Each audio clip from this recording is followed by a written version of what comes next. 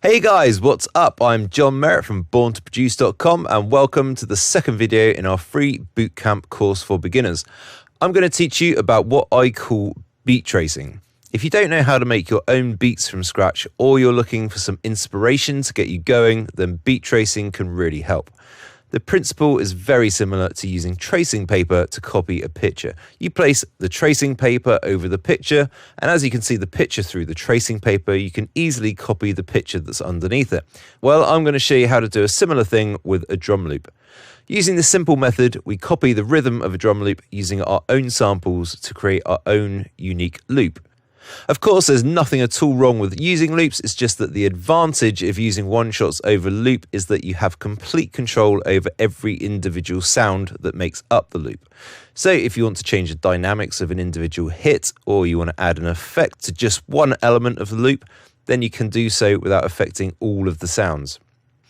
So for this tutorial, I'm going to trace a drum and bass loop, but this technique will work with any drum loop from any genre, whether it's dubstep, house, rock, or whatever.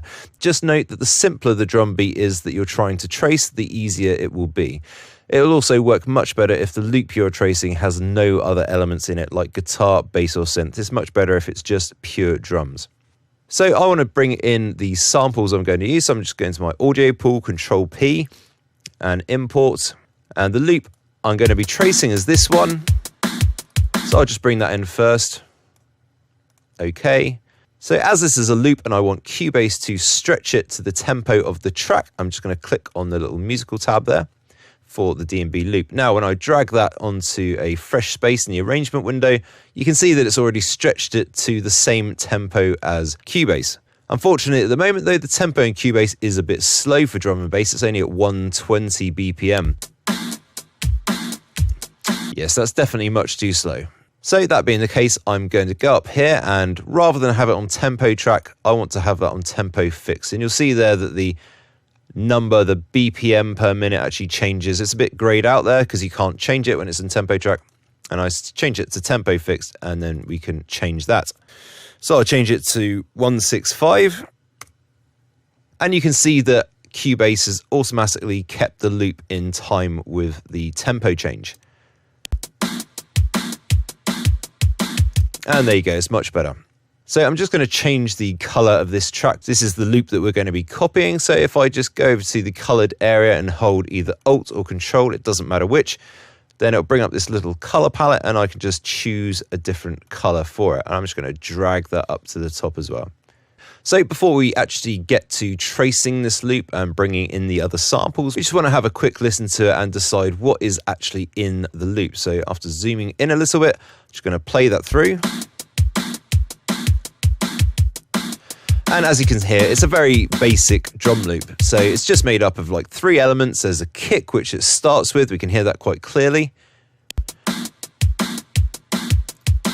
And then the snare, and then we've got a little hat rhythm in the background. But it's very simple. So there's only 3 elements in there: kick, snare, and a hat.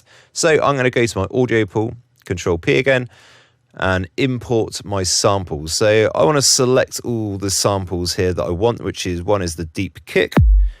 And if I hold down Control, I can also select at the same time the hat and the snare. So with those 3 selected, click on Open, OK. And then I just want to bring in the deep kick and stick that on the deep kick track.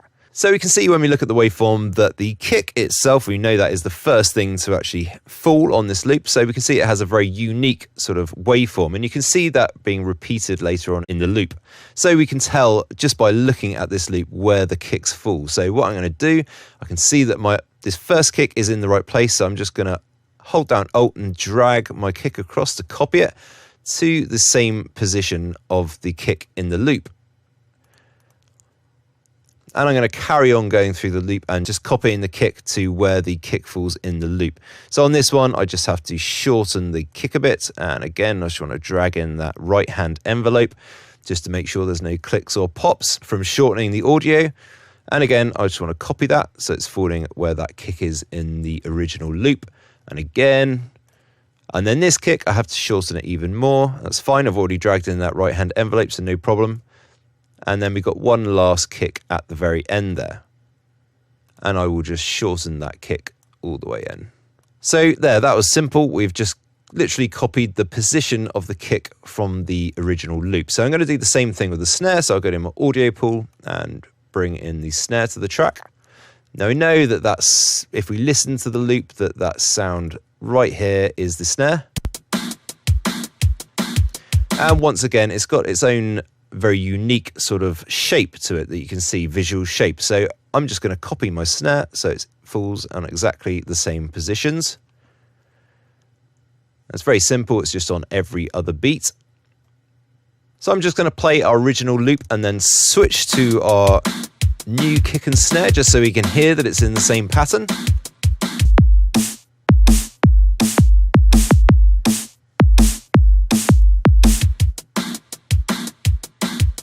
And there you can hear, so we've just literally copied the rhythm or the placements of the kick and the snare. So there's one last element in there that we haven't copied, and that's the hat. So the hat is slightly harder to tell where it falls in the loop. So it's much better, instead of using the visual representation, we just need to listen for it. And in this case, it's very simple. You can just hear. So it's basically falling on every single beat and offbeat. So I'm just going to drag our hat into our track. Once again, it's a little bit quiet there, so I'm just going to grab that middle control point and raise it up a bit. And then I'm going to copy this so it's actually on every single beat and offbeat.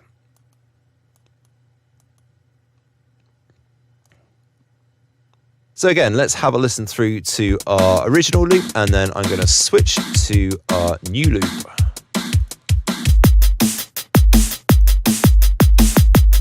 Handy little tip for you, if you don't want to go into the mixer every single time you want to change the volume of something, when you click on the actual track up here in the inspector, you have a little volume control, which is the same as the one in the mixer. So you can just use that for a quick volume change.